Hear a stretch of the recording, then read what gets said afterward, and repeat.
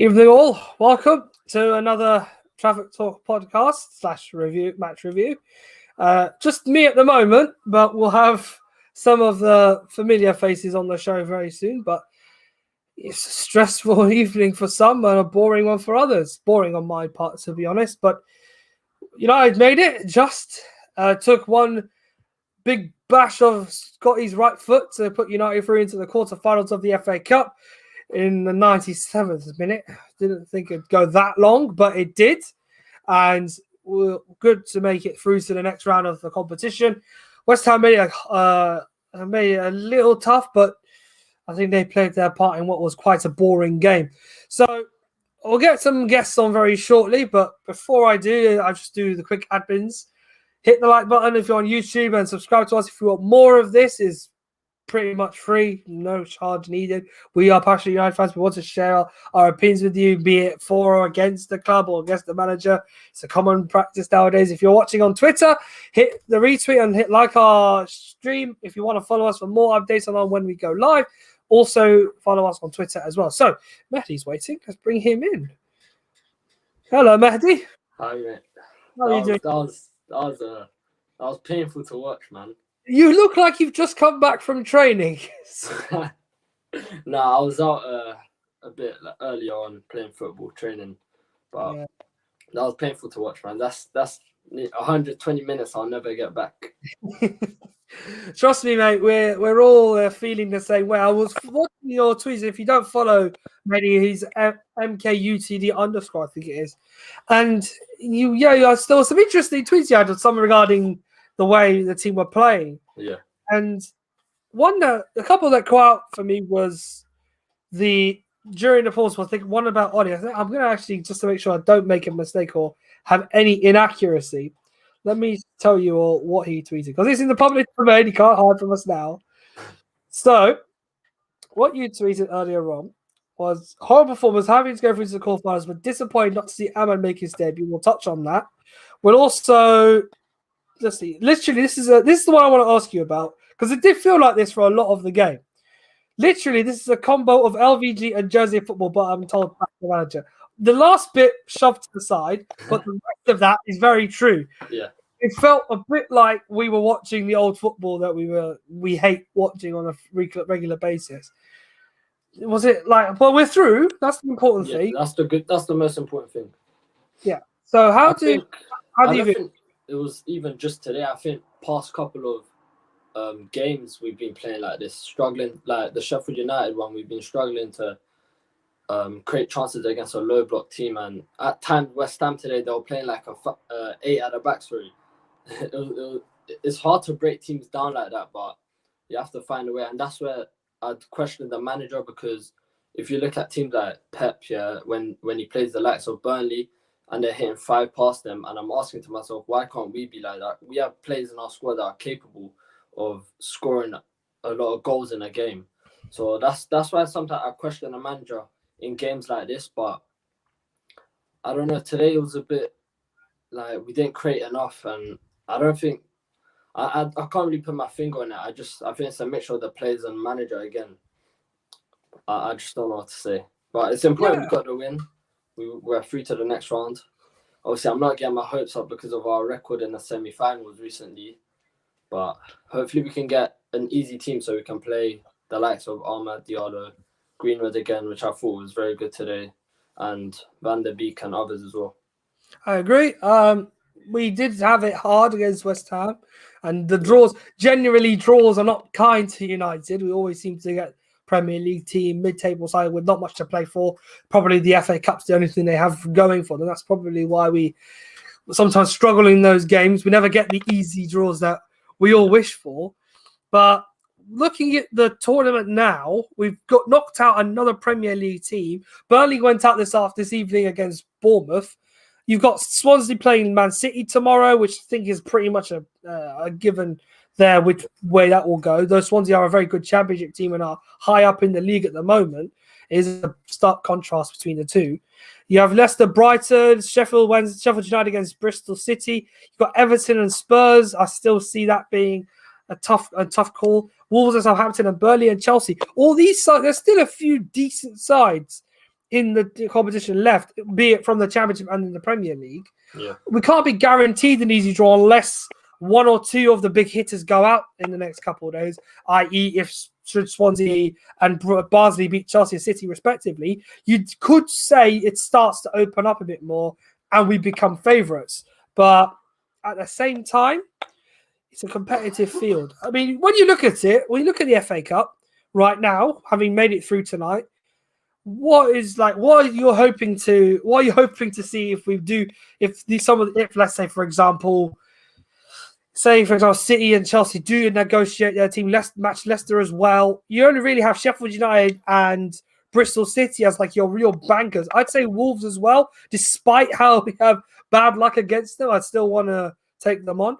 Who do you see as like the best option, like or choice in drawing it? You could have probably Barnsley, maybe Bournemouth, or I think. Do you say Bristol as well? Bristol are playing. Yeah, Bristol City are playing Sheffield United. Probably I'd want one of them, but then again, I don't mind who we get because obviously to win the FA Cup you have to beat the best team. So it's one of them. Like you just have to accept it. But I'd rather us get a lesser team like Bristol City or Barnsley, so we can play the likes of Amad Diallo, Van der Beek, Telles, Greenwood. Yeah, absolutely. Kai's not here with us tonight. He's a bit busy, but he's added to the chat as always. Important that we won, but the performances must improve. Well, let's talk about that. We saw tonight that it wasn't obviously the teams I had suggested in the preview. I thought it would be a very different team. It'd be a lot more thoroughgoing and strong, so that it would be able to kill the game off early, and we wouldn't have to have gone through the extra half an hour we went through tonight. But the general scheme of the game is like, compared to, with no disrespect, the cricket today, this morning, I was watching that earlier on, the cricket was more entertaining than the football I watched this evening, man. It was quite depressing, really. I think, what it is, sometimes our build-up play, like with Maguire coming out with the ball, it's just too slow.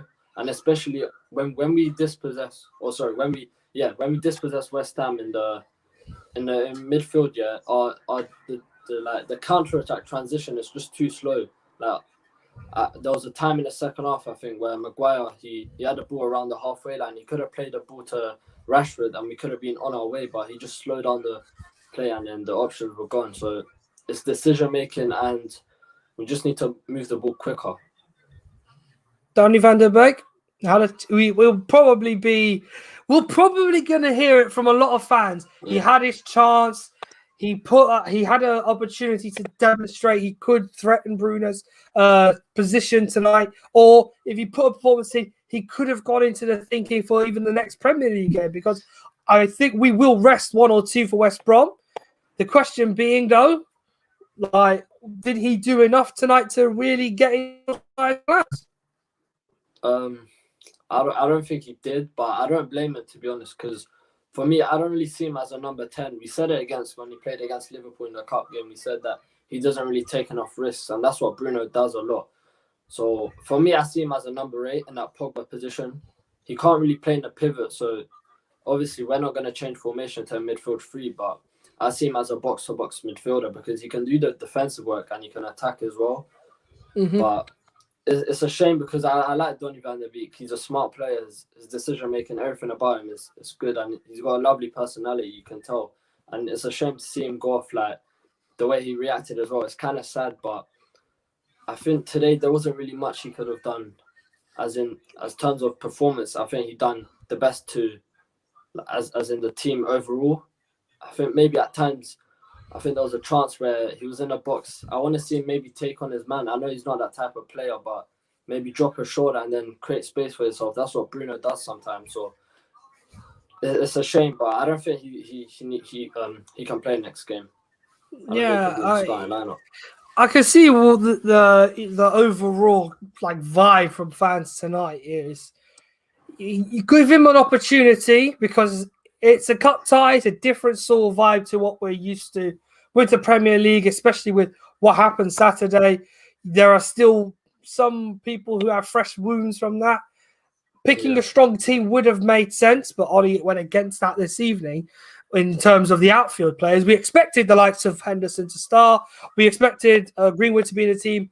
I did say Martial would play. I didn't think Rashford would start. I thought this would be a chance for Dan James to get out Kufal a bit. Kufal as one right back, he would have been a fair opportunity, a fair battle. Yeah. Maybe he'd have been able to get the better of him.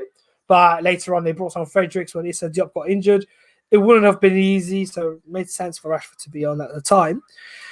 He did go down as well, which was a bit of a worry for a little while. But another player who did well tonight was Alex Telles.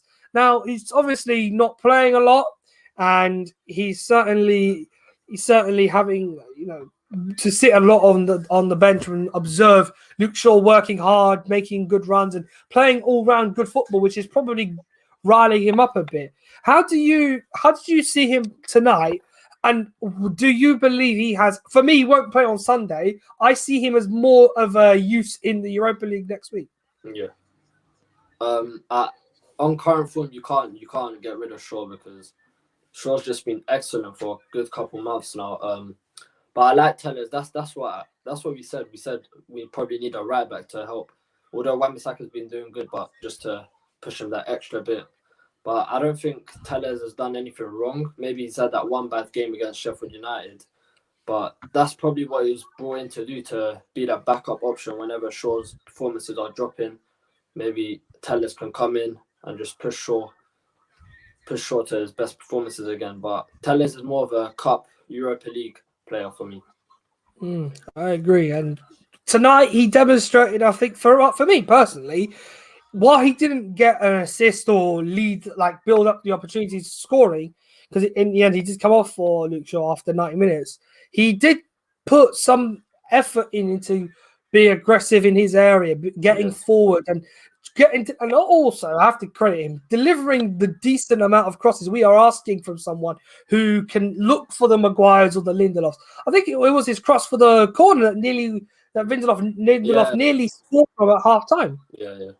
So that would have been a great opportunity, and he's definitely shining when given the chance. And I would love him now to use this opportunity to let's say we're gonna push Luke a little more and see what happens in games, because he will again. We'll see Luke on Sunday definitely against West Brom. That's a given. We'll definitely see him on Sunday, but he has a place on the plane to Italy, because this game against Sociedad is a different match altogether, which I think Luke Shaw may not suit.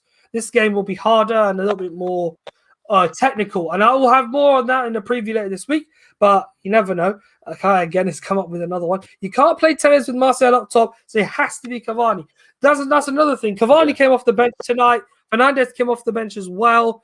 McSauce, I have to call him that, he scored the winner. How happy are you that he's found the net again this week? And it's more important now that he is contributing not only to our goal scoring, but his general performances have just been relatively staggering, to say the least.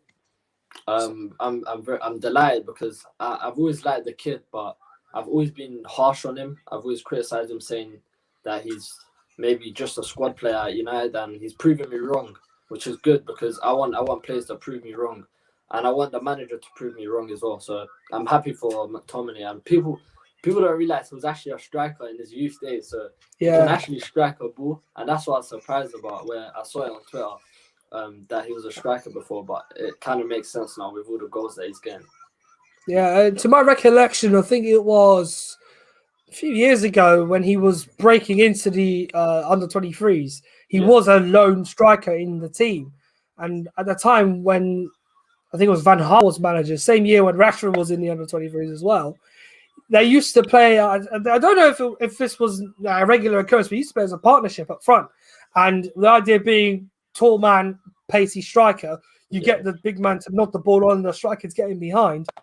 And he credit him, he did do a good job, and he worked very hard to impress the staff there. Mourinho was manager at the time when he was introduced. I think it was the Champions League game he was introduced in a little while ago? Yeah, the Sevilla match in Seville, where it was a big responsibility on his shoulders.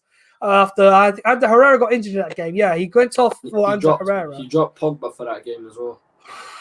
Let's be talking. Think about that one. The better ended 0-0 as well. Depressing game, but at the same time, yeah, that night I think it was a good baptism of fire because he learned a lot.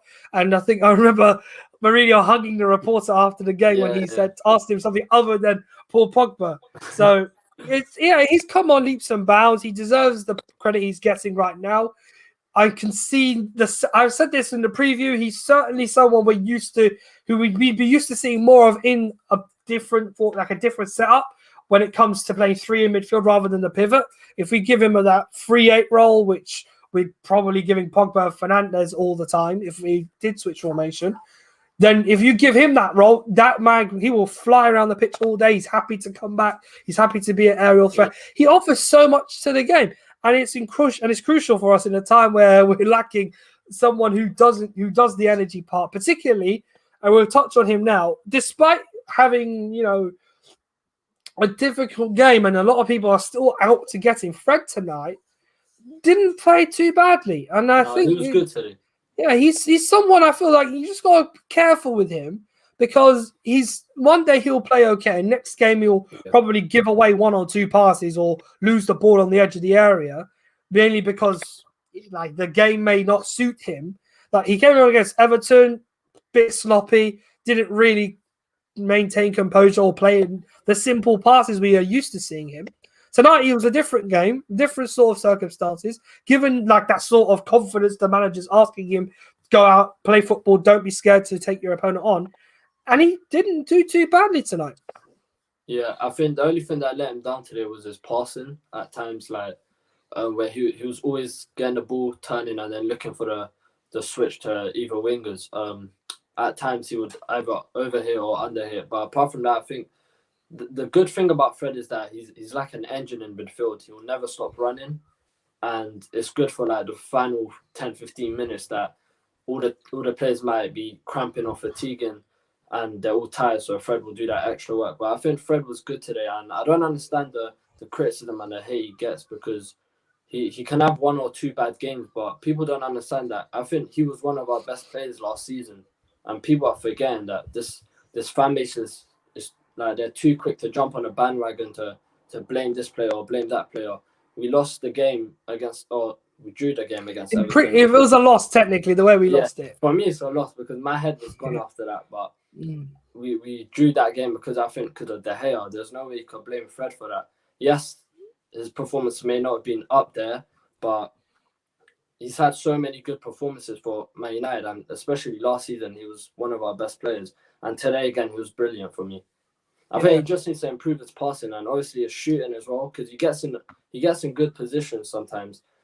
I don't know what the coaching staff are doing with him on the training pitch, but his shooting has got to improve. He's not the kind of guy you're going to ask to have a shot from 40 yards out and hope that he fires the top corner. Unfortunately, he's not great with his. But that's the thing; he gets in those positions. So you want someone. I mean, that's where I'd want Fernandes to be, but he's so involved. Fernandes, he's in the box rather than on the edge of it, so there's not much you can do about that. But Fred gets his credit. I mean, I still haven't forgotten this time. I think it's been over a year now since he scored against Bruges in the Europa League, and even that feels like longer. You even scored twice that night, and I was there. I thought, what the hell? Fred scored 2 goals. Mad, but he's doing well when it comes to everything but shooting. That's the only criticism we have of him. And if Brazilians are known to know how to hit the ball very well. Telles is a dangerous left shot. Same. Oh, nice one, Kai. Nice to know you saw Fred's madness as well. He's got a dangerous left foot as well. Telles, he can score from range. I think though Fred might just need to take it easy with the shots from now on. Generally though. The one thing I think was very good about tonight, and it wasn't our attack, it wasn't the midfield. Harry Maguire is the man of the match, yes, and that's not because the TV gave it to him because he didn't have much to do, but he did it well. It was definitely our keeper. It was Dean Henderson. Tonight felt like someone was there to do the job every keeper is supposed to do. Be the aggressive player, get to that ball, be the first man to shout keeps if you need to get there first. He was definitely a breath of fresh air in goal tonight. He did make one very dangerous error in extra time. Slightly worrying, but it happens to the best of them. Cold feet and all that, apparently. And Yeah, but I'm happy for him. He had a good performance, a clean sheet as well, and yeah, I feel great for him. How about you? I think what Dean Henderson does well that De Gea doesn't is he comes from set pieces. He's not scared, and he always he's fearless. That's what I like about him. He's not scared to come out and collect the ball and take pressure off the defense. That's what De Gea needs to do more often. But ever since we signed De Gea, that's been his weakness. Collecting balls from set pieces, corners, free kicks, wherever it is. I think Dean Henderson as well. His distribution is very good. People they're sleeping on that because a lot of times when we play out from the back here, the ball always goes back to Dean Henderson. Dean Henderson always finds either Wan-Bissaka or Luke Shaw or Telles or Wan-Bissaka that are playing today. And yeah, his distribution is good as well. De Gea's distribution has improved, but it's not quite like Ederson, Alisson level. Yeah, I agree. And that's a point Kai's made here. At one point, he punched it away like De Gea should have done against Everton. And I think he's referring to when Doucouré scored that goal after De Gea didn't push it away the way I expected as I expected Dean to do tonight. And the difference is clearly there. Dean is very, and I think this is mentality that he's built up from being on loan at Sheffield United, knowing that David was having these games where he was very error prone last season, wasn't at his very best, and there was a large amount of matches where United didn't keep clean sheets in the Premier League. I think Europe was a different sort of thing altogether because it's against different teams. You're not expected really to, you do expect to keep clean sheets there, but you don't know what the opposition will give you. In the Premier League, though, was very error prone. He wasn't able to deal with the physical challenges that come with playing against players like the Calvert-Lewins or the last-minute equaliser. I even think against Southampton, he should have gone and claimed that goal with Benderek flicked on it near post that day. There were many examples of him being very nervous and very fragile. Seeing Dean tonight made me feel, okay, that confidence he's built up, he's patient, he's waiting for the right opportunities to make the correct decision. And he's not just, I think De Gea is more or less teaching him a little bit, not too much, even though he's having these performances. I think you could say David's teaching him a little bit how to try and become the number one. And while David's using his knowledge to give Dean the guidance he needs, he'll probably see Dean as a measuring stick right now, because I think Henderson is getting closer and closer, probably soon, to being number one for United. You know what it is? I think some keepers, I think Van der Sar, he was going strong until he was 39 or something. Yeah. I think different players, obviously, they decline at different ages. I think De Gea is actually declining because if we're honest, he hasn't been himself for a good 2.5 years. And it goes to a point where you're thinking, is it a bad run of form or is it just he's declining? And I don't think it's a bad run of form because you can't be on a bad run of form for that long, innit? And we have good goalkeepers. People are forgetting we have Sergio Romero, we have Dean Henderson, and Lee Grant, he's an experienced keeper. If De Gea has a bad game, then he should be dropped. He's not, like I said with Bruno Maguire or anyone else in the team. If they're having a bad game, then they should be dropped the next game because no one is bigger than the club. But I think I said it at the start of the season. I wanted Dean Henderson to be our number one because I thought he was personally ready, and I thought they could De Gea should be the cup keeper, and eventually De Gea would leave us or retire. But I think now it's clear people are starting to see that Dean Henderson's ready to be number one. For me, he's been ready since last season ended.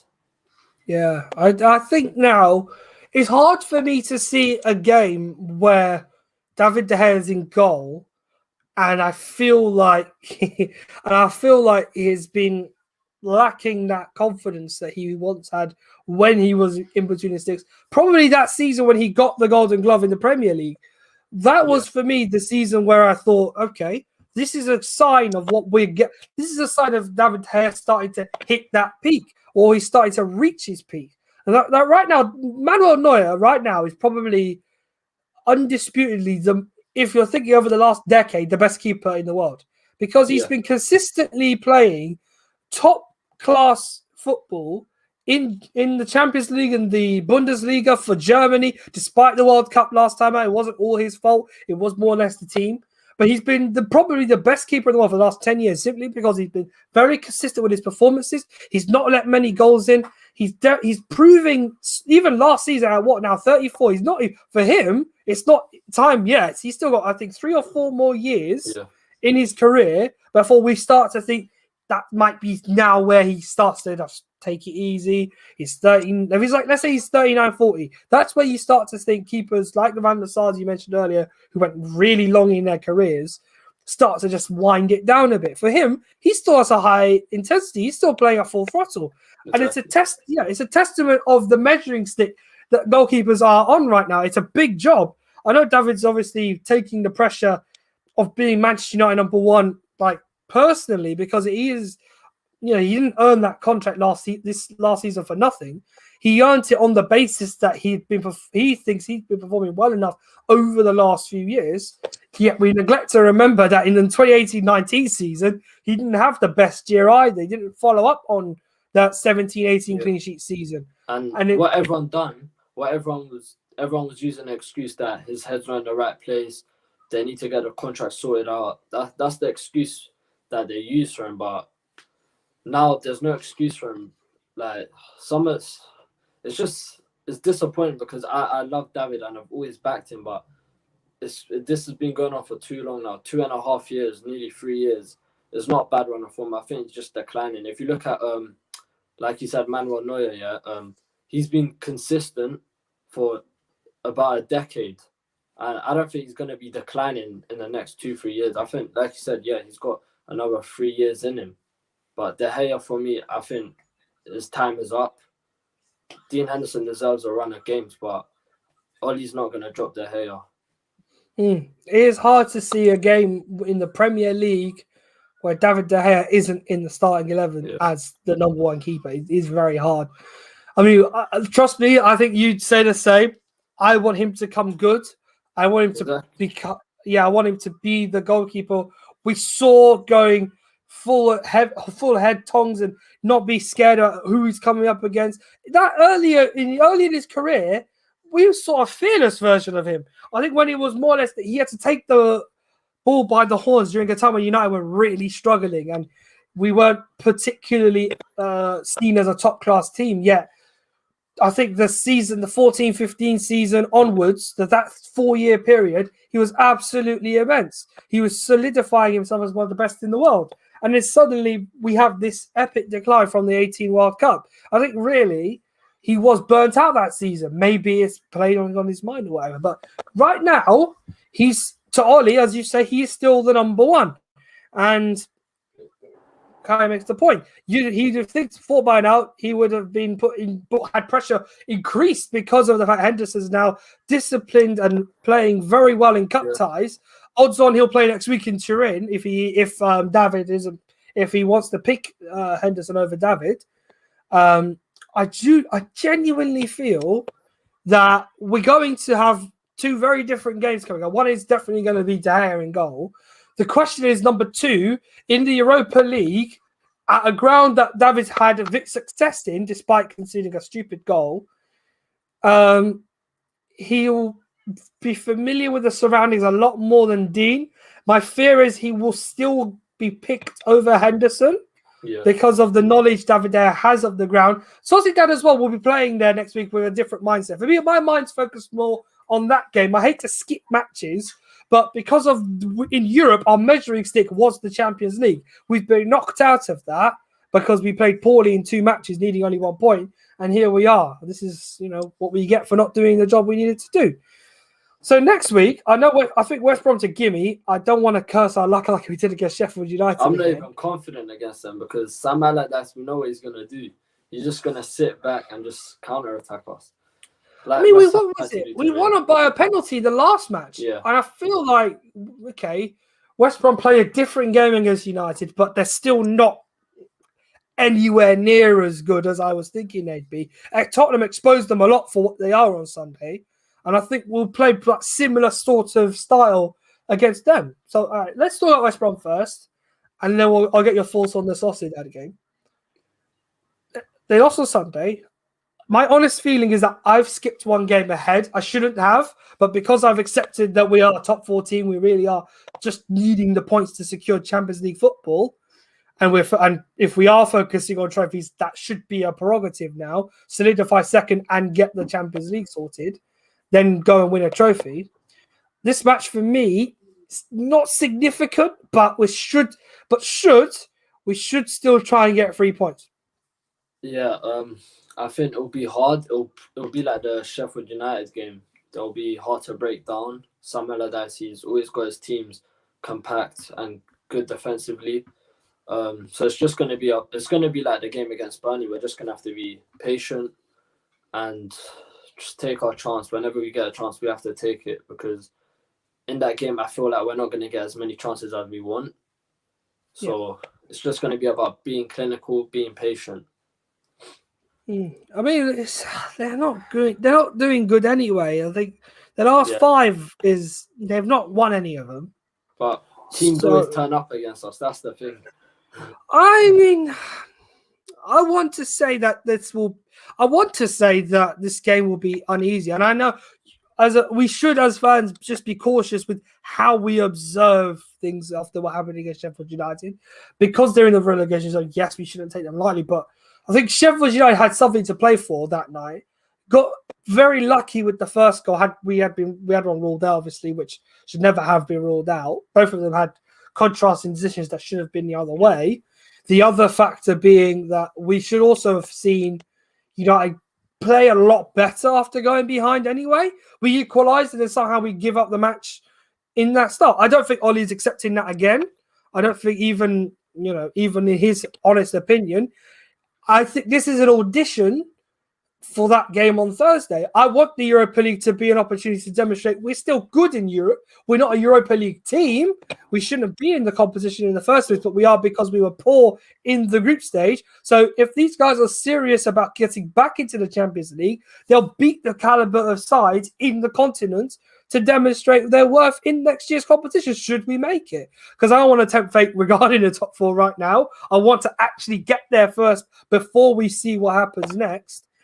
But this is why I'm focusing on the game after and then the game before, because Sociedad are not an easy team. Both teams we play against next are blue and white, but one's different than the other.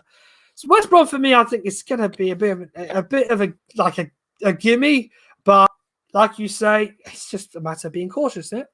Yeah. I think we'll struggle at times to break them down. I think we'll win. We'll have enough to win. But I think it will be narrow unless we get a goal early on. Like, obviously we did against Southampton, but they were down to 10 men. But I think if we get a goal early on, and then they're going to have to obviously come out more, so we'll just leave space for us to counter-attack.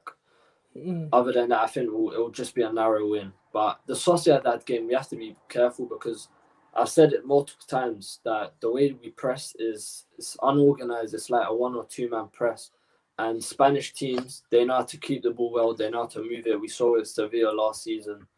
They know how to beat a press, and especially our press it's not really a press, to be honest. Mm-hmm. So they'll just carve us open so easily. So we just need to be careful of that. The thing go on. De Gea will play for that game though, because he's got that. Obviously he played in the Liga before, and he's got that experience. So I think Ollie will probably pick him. I think the last time United we had Sevilla, he played in that semi-final. Oh dear. I don't have very good memories of that game at all, and for obvious reasons. But the year even before even that game, he played against Barcelona. We know what happened that night in the second leg, not the first leg. The first leg was a poor game. Barca went there for the win and got away with just the lucky away goal. But you have the second leg where De Gea made 2 mistakes in that game. Yeah. I know it's messy, but you could still save that shot. Yeah, he should have saved the one that went under him. Yeah, and that one, you saved the first one and the second one. The second one, he creeps under his arm, which is my worry as to why, even though it is Spanish opposition, why if David plays, it might be just a bit of that overwhelming element again for him.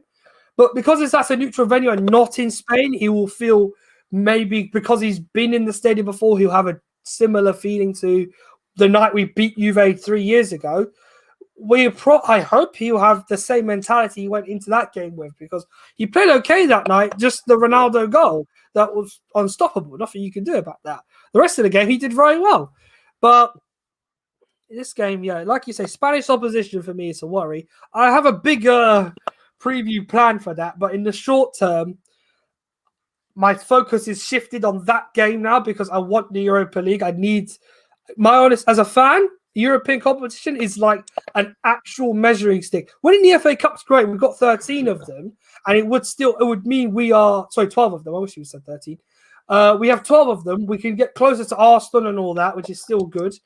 But at the same time, for me, I would like European football to be something United focus on more. We haven't won the Champions League enough. We've seen as a big team in the competition. And the Europa League should be like, we are overwhelming favourites year in, year out. Yeah. And we've only won it once since we've been in the competition over the last 5 or 6 years. Long before that, we were in it twice, and we were knocked out in the last second round against Russian or Hungarian sides. So, I haven't got high hopes in terms of the Premier League. So I want us to focus on cup competitions, and in the Premier League just keep performing and keeping the momentum up. In case City fall off, maybe then we'll evaluate. But only on to tonight, let's see what else I could pick out. The attack worked great. Defense was solid. Mason Greenwood, he's probably used tonight as an opportunity to convince Solskjaer that this right wing position may be a contestable position. We spoke about Diallo, didn't get a chance tonight. Would have been nice to see him, but the situation didn't warrant it based on how United were playing and against 0-0. Would have been nice to see him, yes, but if we had him on at 0-0, I think he would have made some impact. Being ambitious, I'm being positive as well for him. Maybe this wasn't the game for him. I think we might see him on Sunday if Ollie wants to go with that, or if we get, like you said, the easy team in the next round, we see him then. Yeah, I think Greenwood, he's actually turning into a complete player now. You can see with his link-up play as well. Like, for me, Greenwood was the best. Maybe Martial, at times, Martial's link-up play was good as well, but I think Greenwood today was that touch and that turn was something out of this. He took Mark Noble away from him. When I saw that, I stood up. I was like, "What is going on?" Whew. That was crazy. But yeah, I think Greenwood, he was actually good today. And I tweeted on Twitter. I said I'd bring on Diallo for Rashford, and then put Greenwood on the left and Diallo on the right, and just have them interchange, because Rashford today, he got the assist, but he wasn't at it. I don't know what. Maybe he wasn't up for it. He didn't look like himself, and I keep saying that about him. I want him to just, every time he gets the ball, take on his man, and he just wasn't doing that enough. And Martial as well, actually, while we're talking about that. There were 1 or 2 times tonight, and it was at 0-0 or after we scored, where he had opportunities to distribute 100%. The ball out.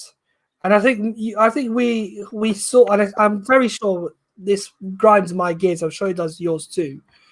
But every time he gets the ball into the final third, he's got it at his feet. There are open options in front of him. He's passed it straight into the opposing player. He's done it in the last minute as well. Oh my goodness. I don't know what it is. The passing of this team is horrendous. Like, I'm not even trying to gas myself up. I wouldn't been able to make that pass. That pass is so easy to make. Yeah, I get what you mean, honestly. He had chances as well to score. That chance right at the end, where I think Cavani shot straight at the keeper. Yeah. Disappointing. I think that's where we are with Martial. It's still, he got 2 last week, but he's not found his feet yet. And there are questions on his place in the team now that Diallo's been introduced in the first team. Cavani's still playing well. He did have a role tonight. He didn't do much, but he was there to cause a problem for the West Ham defense. Even if he didn't directly get involved in the goal, on numerous occasions in extra time, he still made them look over their shoulder once or twice. I think also them losing Issa Diop was a big difference in the game because Issa Diop hasn't played much, but he's a disciplined defender. He's still very good to play. He's not the best player to play against if you're an attacker. And Hamatan, he's someone I think I can say will give you a difficult time if you're trying to beat him one-on-one. So with him coming off, obviously no malice intended for that injury with Martial collision, may have helped United a little bit despite the game being poor. So it's a fair shout with Cavani when he came on. He had just Dawson and Kufal to run at because Kufal is a different player altogether and he's smaller, he's a fullback. He had to get help from Fredericks as well when Fredericks was asked to come and mark Rashford. So our job was made easier by losing our centre back and us having to attack that area with the two fullbacks a bit more as well. You know what I think the board and the manager need to make a decision by the end of the season on what they're going to do with Martial. I think if there's an offer for him and it's a good offer, I think they'll sell him. But then again, I don't know because Oli does kind of like Martial, so I'm unsure. If I was like in charge of the decision, I'd see and wait until the end of the season. If he's still performing like this, then I'd sell him and bring in a. For me, the most important thing we need is right now a centre back. Yeah, centre back's the most important.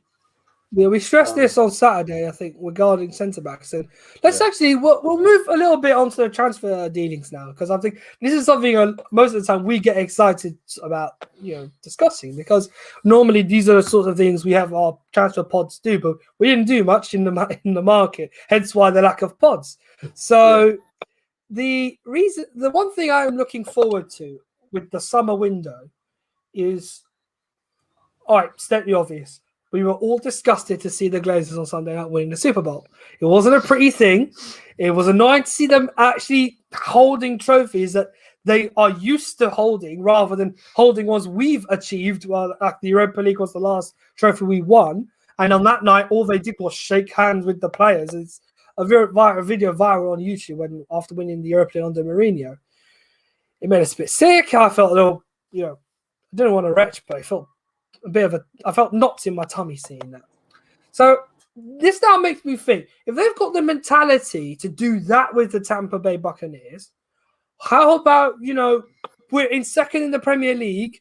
We've just started to close the gap on Man City. We're not there yet. 5 points is the gap now.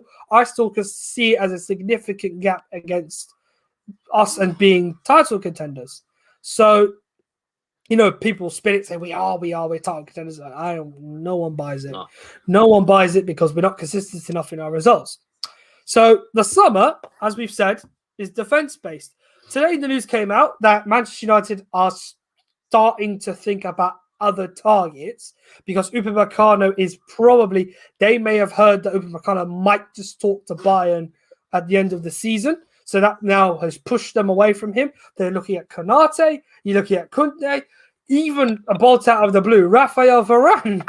Surprise, surprise. He's even been touted as a target because he's not getting a contract extension at Real Madrid. And unless they give him what he wants, then he might be out for 50 million euros, which is, for a player of his quality, absolute bargain. So, 3 French defenders is quite a normal trend. Another one is Milenkovic of Fiorentina. I watched him against Inter the other night. Despite conceding 2 goals, he was very solid. And he's a Serbian as well. May have that Vidic vibe about him. Who do you, out of those 4, because they look like the 4 key options United are targeting, would you like to see wearing red next season? There's only one player I want, and that's Kunde. I need to see him. That's not... Kunde, for me, I think he's got the most potential. I think Varane, I watch Real Madrid a lot, and without Ramos, Varane has looked shaky.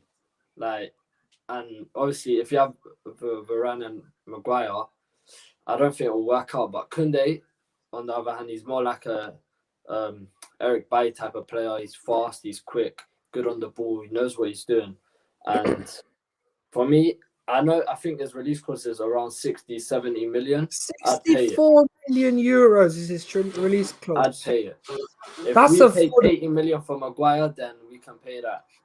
After the Glazers just won that. And let me tell you, I was watching it, and I didn't know what was going on. The game kept stopping and starting every 2 seconds. Yeah, I was so it's a confused. weird game, NFL football. It is very weird. But yeah, if you come to understand it, it gets a little bit more interesting. I've watched it for years now. It's pretty fun. I saw a lot of people saying that. Obviously, it's not.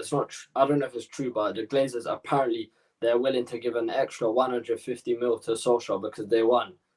Well, there's a lot of money that comes in the Super Bowl. Millions of dollars are given to winners of the Super Bowl because it's a $1 billion game over there. Who players over there are paid considerably large amounts of money, more than these guys here in Europe. Theirs are in the tens of millions of dollars compared to us in the European game. So I can see where they're going with investing that money with United. But for us, it's a case of them coming through first instead of saying you're going to do it. But with the Koundé, I don't think they'll do it. Trust me, I feel the same way, mate. Come through with it, then we'll talk. But more importantly, the Koundé matter. Last season's Europa League semi-final and final, he was one of the outstanding. Yeah, he was the outstanding performer in both of those games against us and against Inter Milan. Despite the conceding of goals in either game, the one that was a penalty, which was a penalty because Diego Carlos really rash, but that's him. And the final was when I think was it Perisic and an own goal. I can't remember, but either way, I think it was that game where they struggled a little bit to stop the Inter aerial threat in the first few minutes, where they got better and better into the game and came back from 2-0 down? I think it was 2-0 down. So in that match, in those matches, Koundé was very calm, disciplined, nicked the ball away, and got forward. That's something you don't see centre backs do because he's got pace, he's got strength, he's also got this confidence in him to have the ball at his feet. This season in the Champions League, he even scored a goal, and it's one you don't see defenders score very often. It was the weirdest goal, but he just found the corner from the edge of the area, spending it like that. And I thought, well, this is a defender I would like to see scoring goals like that for my club. But he's definitely affordable. He's definitely a player that would understand the rigors of wearing Man United shirt, especially with Diaz going to Manchester City at an opportunity missed, of course. With Diaz going to City, they have Ake as well. I don't see a reason for them to go for another centre-back in the summer, unless Pep's teasing and wanting more. United should go all in for him. Option 2 for me, I would say Konate. He is really quick. We saw in the 2 Champions League games against us, he did in some ways deal with the United attack a little better than Upamecano did, but it was only because United were running right through him that they got the goals. And playing a 3-back system does have a flaw. He wasn't too bad in the second match. Did give away a penalty because he can't deal with Greenwood. That's my only worry with him. If you come up against pace, real pace like Sterling or whatever, maybe he's a little too flat-footed and cannot deal with that. So if he could give Greenwood... that's why I trust him because at Leipzig, he plays in a back 3, so he has that sort of protection to either side of him. So my second option, personally, I'd go for Badashai for Monaco. Young left-footed centre-back as well, quick, tall, strong. That would be my second option. And he's cheap as well. I think only 40-50 mil. I think it's the manager Niko Kovac, so in the summer, didn't want to sell him because he just joined the club as manager, but also United were keen to make progress in bringing him in. But I think the manager refused the transfer just to see what he's dealing with and what he's doing, or how he plays. Manchester has had an okay season. I think Monaco right now are doing okay. Just have a look to see where they are in the league because they're winning on Sunday against Reims 4-3, and he played in that game. There we go. Monaco are currently 4th, so they're currently, I think they're 5 at top 4 at the moment, and getting into the Champions League. It's a possibility they'll get in. So I think maybe if they get into the Champions League, I don't see him leaving because they've got a good team there and they're trying to catch the PSG and Lille trio above them. I still see him possibly being possibly being there next season. So it's a shout. If United going for him, though, I think they might overwhelm Monaco. Mohamed Abdi says, would you take Eduardo Tapsoba? He's a Burkina Faso player from Bayer Leverkusen. It's a very new player. He played in the Europa League last season, but he's been consistent for Leverkusen. He's a tall, quick centre-back. I mean, I don't know if you've seen him, Mahdi, but for me, he's okay. Leverkusen have good talent coming through. And he definitely would be someone that I would like to see have a go in the Premier League, but maybe he needs a couple more years. He's still quite young at the moment as well. Let's just see. The last game that Leverkusen played was at the weekend. They are close to the top of the Bundesliga as well in terms of the top 4 race. They won 5-2. They're doing good this season. Yeah, they're doing good this season. He's all right. I think he's got potential. He's 22. Yeah, he's got time. I think he needs more time. He's 22 years old. He's had at least half a season or so at the club. He came from Portugal. Most players come from Portugal nowadays. He came from Portugal, been at Leverkusen for a season, just over a year now. I think it's too early for him. Maybe another couple of years. We'll see where he is there and then. Maybe he'll be the next Havertz in terms of like exports Leverkusen make because they've got talent over there, really good talent. For me, I think, Koundé would be my first option, but I would take a punt on Raphael Varane. And here's why. Varane, for me, is the world-class option out of the quartet that we suggested. He's won the Champions League 3 times. He's won La Liga. He's won the Copa del Rey. He's a world champion as well. So if that may encourage Pogba to stay in case, you bring another Frenchman in, someone he knows who's world-class, who performs well. And if Real Madrid's asking price, because they are very cash-strapped right now, they're trying to sign him, ludicrous as it may seem for someone who has no money, they're trying to sign Mbappe and I think trying to sign Pogba. If I want Pogba, maybe we'll use it as like a swap deal, as like a money plus player deal, something like that. But my main purpose, if Pogba decides to stay and Varane's not happy at Real Madrid and wants to move on, there's no real sign of it right now because, he did score 2 goals on Saturday in a game against, I think it was Huesca. Yeah, Huesca. So he will be someone. He'd be someone that would be only worth going for if he's serious about leaving. We had the Ramos thing, which is sort of brewing a little bit, and people are saying he doesn't want to be in Madrid at 34. He wants to go somewhere else in Europe. I think he's just using us for a contract. I mean, I want him. I really want him and Koundé because obviously they're both La Liga centre backs. But the thing is with Varane, he's early 25. He's good. He's very quick. But every time I've watched him without Ramos, he's looked shaky and he just doesn't really look like himself. And when you have Maguire, who's probably going to be the centre back that you're going to play with him, I can't really trust him. So it'll be a risk, but if it pays off, it'll be a good one. Varane for me he's 27, not 25. 27, or yeah, he's not that old. I think he's still young. He's still young enough. Yeah, he's not young as in like 23, 24 and being world class now, but he's been world class for a consistent number of years. So, in my honest opinion, my feelings towards Varane are that because he's proven in a Champions League final on 3 separate occasions, he's capable of handling a big occasion. He is a world champion, so that's something you don't have many privileges as a club to have. I'd also suggest the key element for me. He's not only tall, but he's also quick, and quick defenders are part and parcel in this game. Koundé's got that. I think he will be a great asset. I mean, Varane in a foot race with him, it's a close race. It's a very close race. Varane's probably faster. There you go. So if he in that case, they're one of those out of the two, I'd pick Varane personally because affordable in his prime now. He's a world-class centre-back. He can do it in the big games. He's proven his worth on the global stage for years now. He's been at a big club for so long. He's pretty much untapped potential that Real Madrid brought in 10 years ago. And since then, he just kicked on and become one of the best players in the world in his position. I would love. With Varane, I think there's two outcomes. He will either, if we get him, he'd either come in and him and Maguire would complement each other, and they both just turn very good, or it'd be the complete opposite. Like they wouldn't work like Lindelof and Maguire now.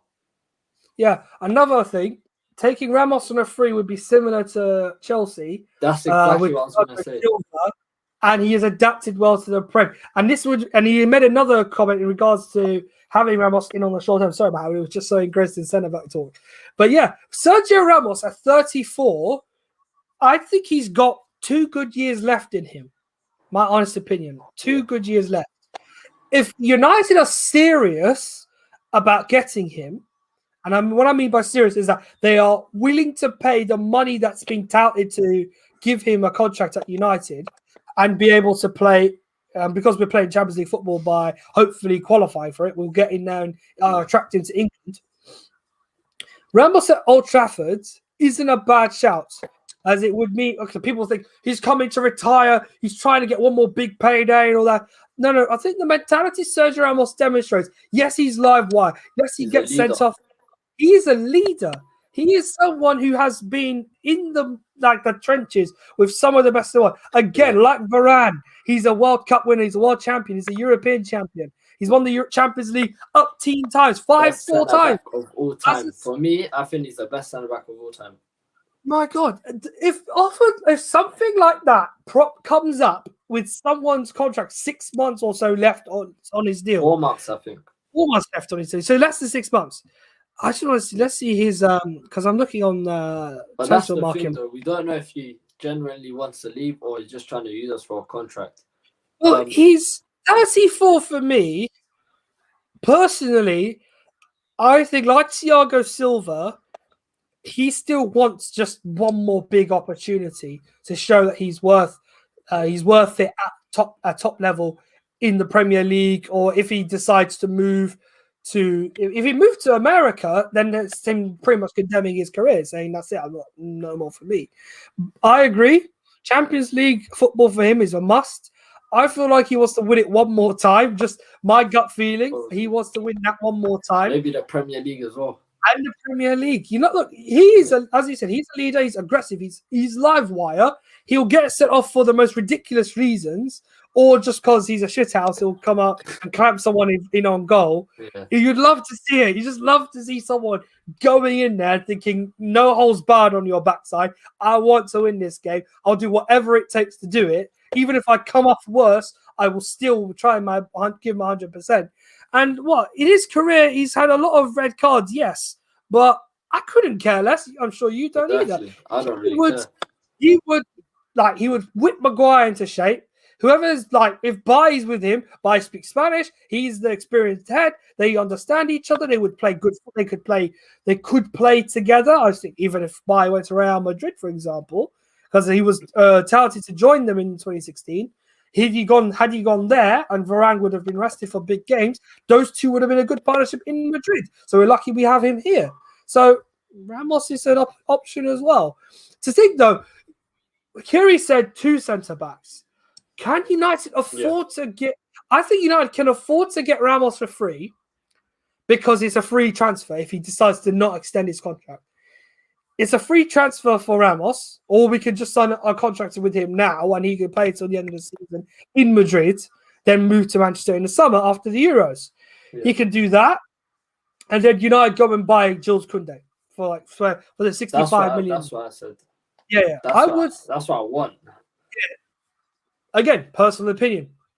I'd like an extensive career. I would like both Frenchmen, but I can see the logic in Sergio Ramos being in a United shirt as well as Jules Koundé, because then you have 2 very good centre backs, and it's forcing Phil Jones out the door. So you're freeing up money.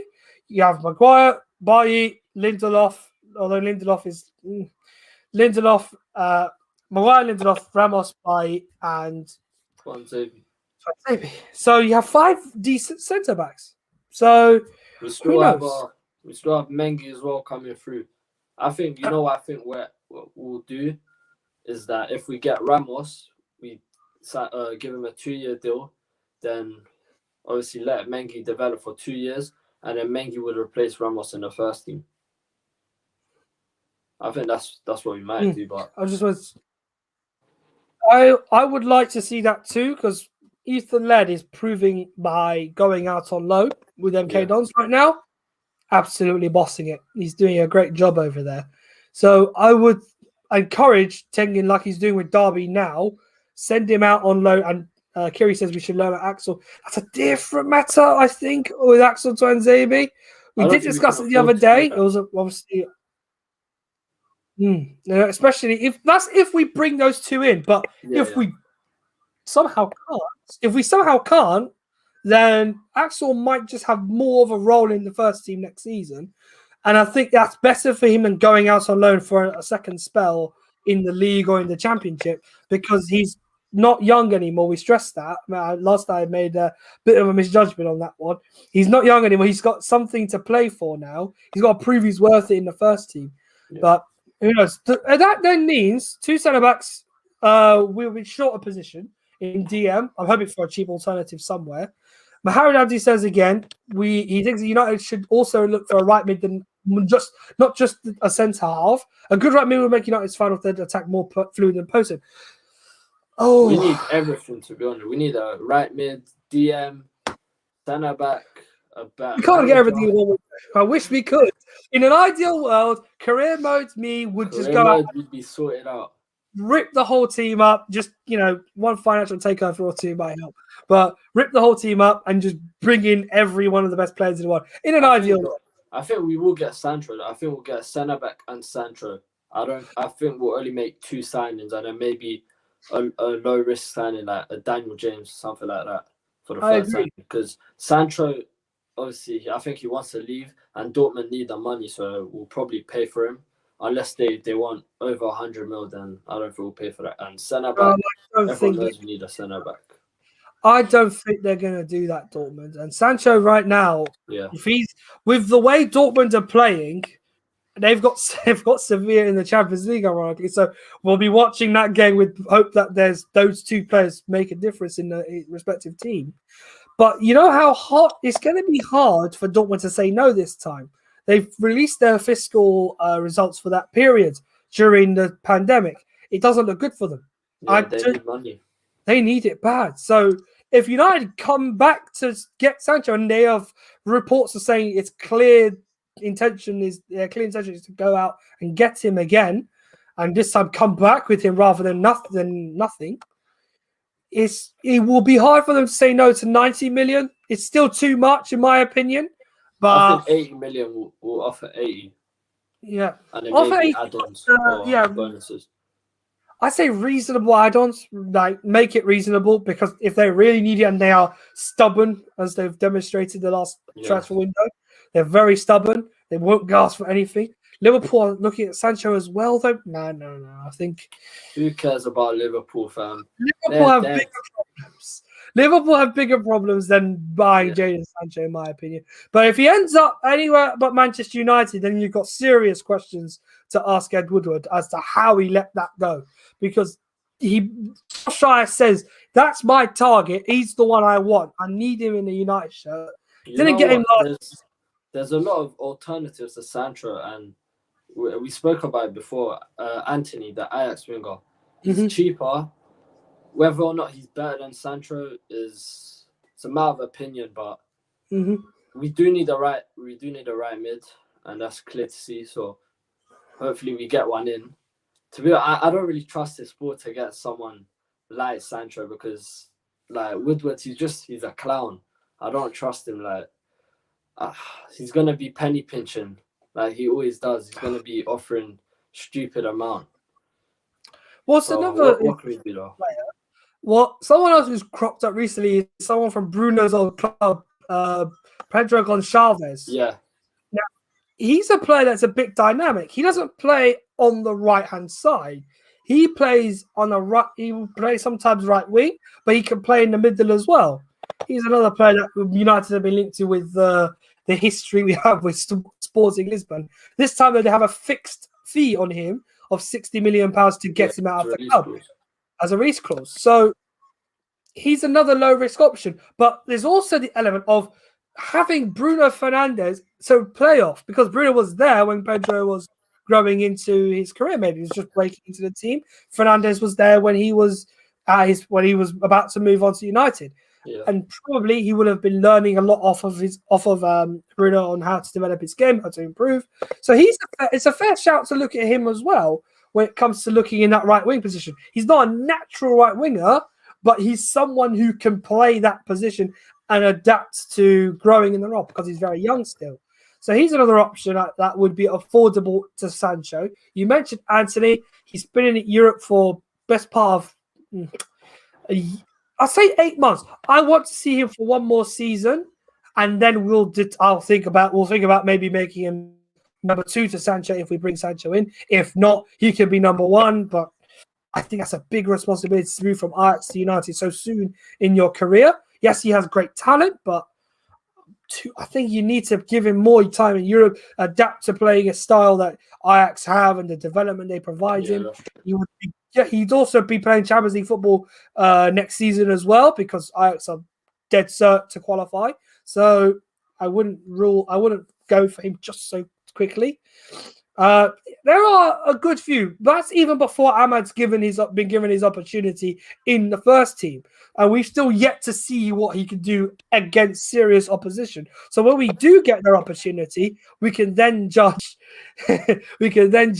If we'll get it. The depressing part is that, unfortunately, if we had their way, then we'd get no one. That's what Christ says. But listen, if the Glazers care about Manchester United, and they say they do, they'll do what Ollie's asking them to. If he wants them to become the success that the Tampa Bay Buccaneers have been this season over in the NFL, they'll invest in Man United. Simple as that. That's all they've got to do. Put money in. Let him do what he wants. You know what? They're like what's his name? Stan Kroenke. Stan Kroenke. I think he owns an NFL team as well. LA Rams. Yeah. He also owns I think the Denver Nuggets in the NBA. Yeah. I think, you know what, they probably look at us, yeah. They probably look at us like their little, well, I don't know what the word is for it, but just in case like things start going bad over there in America, we have Man United to rely on. Yeah. Like that's probably what they look at us, because I don't really see them as, they don't really care. Like, I think it's hard. They can't really prove otherwise. They can give Ollie the money, but if they were serious, yes, I know we're in a pandemic, yeah, but we were first, I think, around January time, yeah. We could have strengthened, at least bring in like a loan deal or someone cheap. Like Arsenal, they brought Odegaard, he's a good player. Mm-hmm. We can bring in a couple loans, like, I don't know, man. Proven players who could do a role in the team.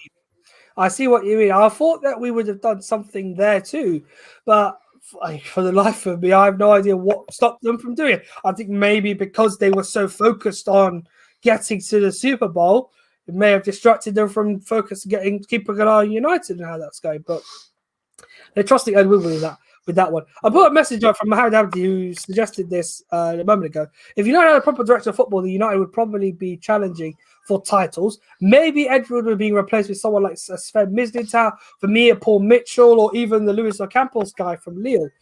Anyone like them could help United develop in not only getting a decent football team put together, but also it takes the pressure off of Ed Woodward. But it's always the stories that come out year in, year out. We're going to get a director of football. We're going to get someone in who focuses on the team and just dealing with the footballing matters at the club. And I'll worry about dealing in another pillow deal or another coffee deal with or something like that. Ed Woodward he's only good for generating money. Like, he's a businessman. He doesn't know how to run a football club. He knows how to run the money side of it, but like the thing beyond that, we actually need a director of football, because Woodward doesn't have the football knowledge to bring in players. Like, I feel I can actually do a better job, because I do my scouting. I watch a lot of teams. Like, I watch teams in the League One, in the Italian League, La Liga. I watch teams in the Dutch League.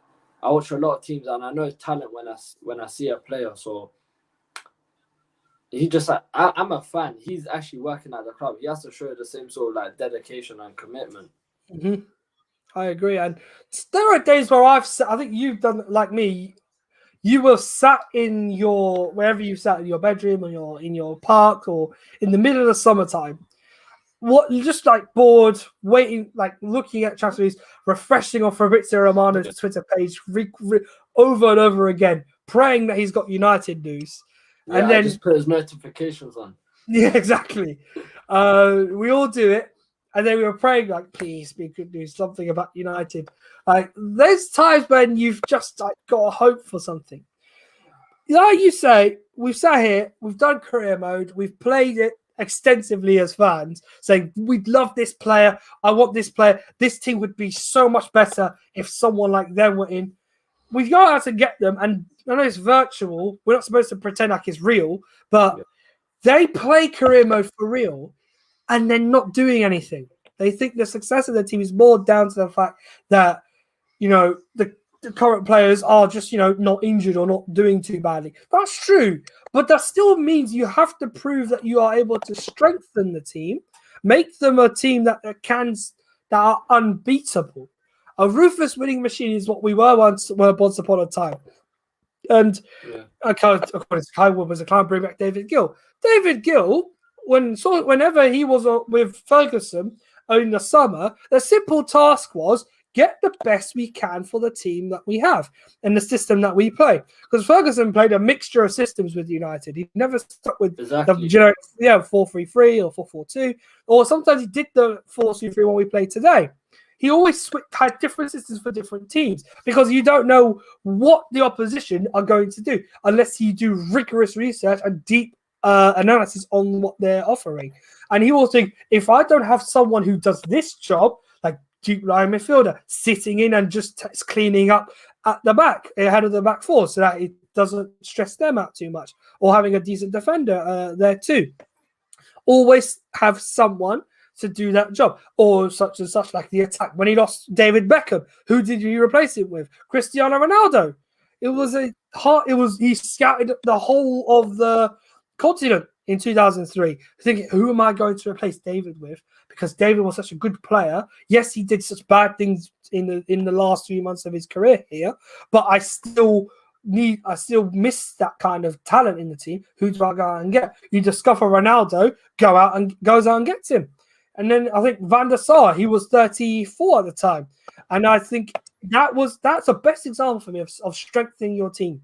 You lose a good goalkeeper, Schmeichel. He finds it very hard to replace him for such a long time. He was close to signing Van der Sar. In 99, he went to Juventus. Probably the worst decision he ever made because Van der Sar struggled in Italy, came back to England, played for Fulham. And then at that period in England, he found himself again to be one of the best in the world. United snatch him up and they get 7 good years out of him. And look what he achieved at United. So Van der Sar was a good example of shrewd buying as well when the chips were on the table and he needed someone to come in. David Gill and Ferguson worked well together. There's someone that needs to work with. I think Solskjaer needs to work with someone who does that kind of job. I think Edward was not the kind of guy who knows football particularly well. And there's been many jokes about, does he know the offside rule? Does he know what VAR is? Does he even know what the striker does in the game of football? There was one report a couple years back that the Glazers, they were like, Martial is Man United's Pele. Like, Martial's good, yeah. Obviously now he's inconsistent, but come on. That's a bit too much. That's a bit too much. That's putting so much pressure on the guy. You're asking him to like just be top class right away and do that year in, year out like Ronaldo or Messi does on a weekly basis back in 2015 when we brought him in. That's a stretch. So honestly, in my honest opinion, Manchester United needs someone of the caliber of a Campos, a Paul Mitchell, a Sven Mislintat, a Rolf Rangnick who's in Germany. All these men are able to understand what a team will need because either they've been a manager like Rangnick has, or you have that good knowledge of background analysis and ability to talk to any agent in the world like Paul Mitchell does. Sven Mislintat has some high quality footballers on his book. he can easily ring up one of them and say, come and play over here because this team needs your ability and so and so. The agent will get along with him. You need that relationship between a club official and the agents of a player. The manager can talk to the player, like when Donny van der Beek did when Solskjaer tried to talk to him a little while back. That got Donny to come to England. The same would happen here, though, if you've got a decent intermediary who's got a reputation in the game with the agents, with people who have high clients. I feel like if we had sort of director of football back then, Matthias de Ligt would not have signed for Juventus. He'd have been at United right now. So that would have been a big factor because they would have dealt with Raiola differently to how Ed Wood was dealing with him. That's an example. Because we've had history with Raiola as well, but I think who I want is Van der Sar. I think Van der Sar is a good role, but he said that he wants a couple more years at Ajax. We'll have to wait and see with him. Be ready to move on.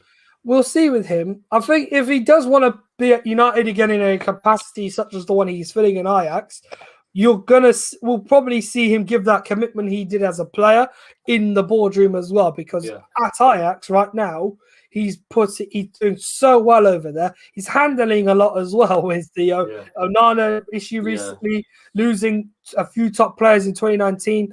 I think for him that was very hard to accept letting Frankie De Jong and many and others and De Ligt go. So he would have liked them to stay up in that bracket with some of the best in Europe after that season.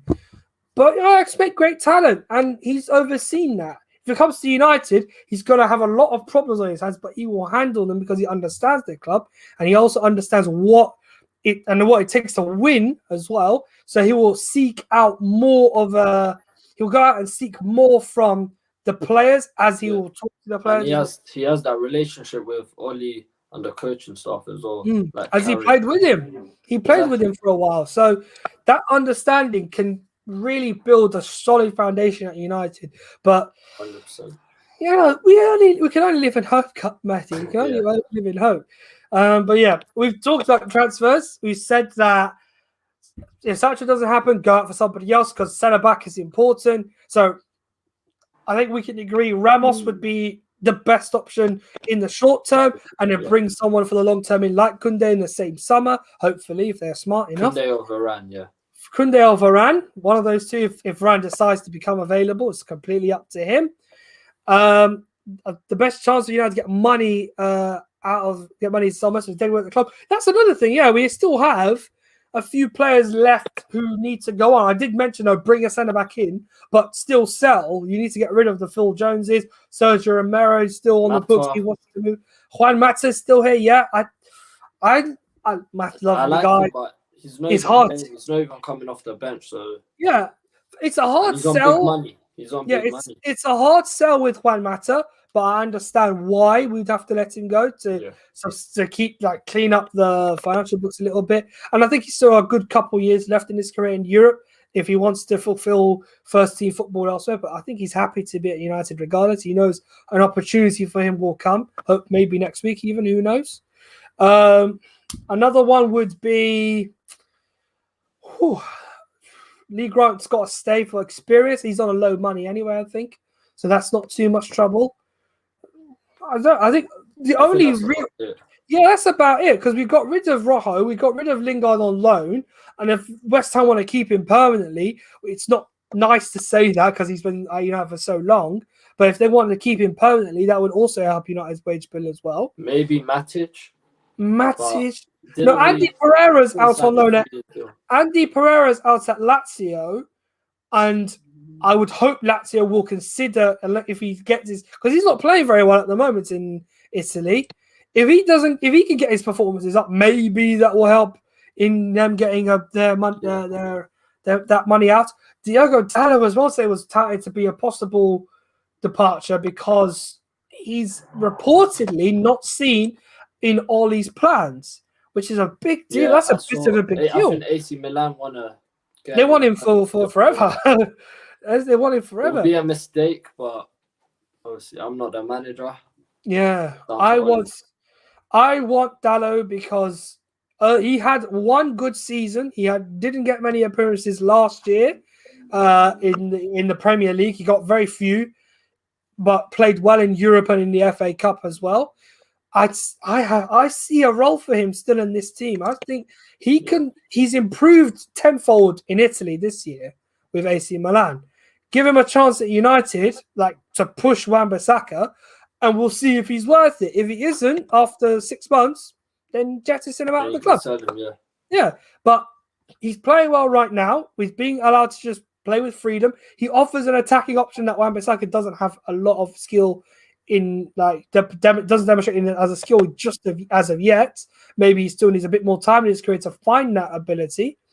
But in the grand scheme of things, have that competition that Tellez has given Shaw this season with Dalot and Wan-Bissaka on the other side, and he gives open doors open up everywhere. You have 2 for each position.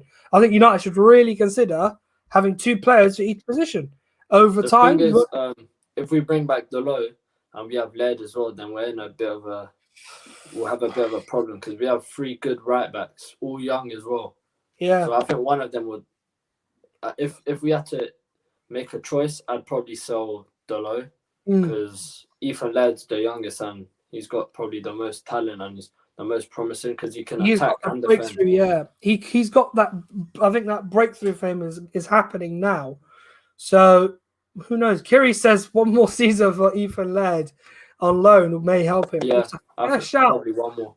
That's if we keep Dalot, then we'll see it as one more season. But the reports today that Solskjaer is saying that he's not looking at Dalot for the long term does worry me a little bit because I'm a big fan of Diego Dalot. I think he's got something Wan-Bissaka doesn't possess, the ability to cross the ball, to take the man on as a fullback. He can definitely get involved more in goal scoring. He scored last season in the FA Cup as well. He was unlucky to not get more chances this season with the fact that they were looking at giving him, I think they were looking at right back a lot more. They could have evaluated it better and given him more time, but alas, it is what it is. We talked about centre back, we talked about right back, we talked about right wing. I think we've covered a lot tonight, Mehdi, to be honest. Yeah, this has been a long one. I said man of the match was what the TV said. They said Maguire. How about you? I think Henderson. Yeah? Yeah. I can't disagree with that. I would say Maguire done well. I mean, he didn't really he wasn't really tested, but he done well when he had to. Yeah, I agree. Top job. As always, Mehdi, pleasure, mate. Really appreciate it. Thank you, mate. And we've been on it for a long time, 1 hour 23 minutes. Yeah. Hopefully, those who stuck with us enjoyed a great show. We covered a lot, not just the United. An opportunity for Mehdi to flap his wings a little more. He's used to having Kai saying everything he likes on here. I don't blame him. Kai's a great man on the show. But it's been a pleasure having you on, Mehdi. If you've watched it with us, and thank you so much if you have, hit the like button on YouTube, subscribe on Twitter as well if you've been watching it on Periscope. Follow us on Twitter there and hit retweet and like our videos. And hopefully I'll be back on Sunday for the West Brom game and then 2 shows for me next week because it's the preview and the review for Sociedad. Big dossier on what Sociedad are going to offer. I've watched their last 5 games really closely. So I really suggest if you want to tune in to hear what they're going to offer, hit us up here on Trafford Talk, and then the review will be on later that night. I don't know if I'm going to be in England next week or not. Who knows? But in the meantime, top pleasure to you all. Thanks for joining me, and I'll see you soon. Take care, everyone. Yeah, good night. bye.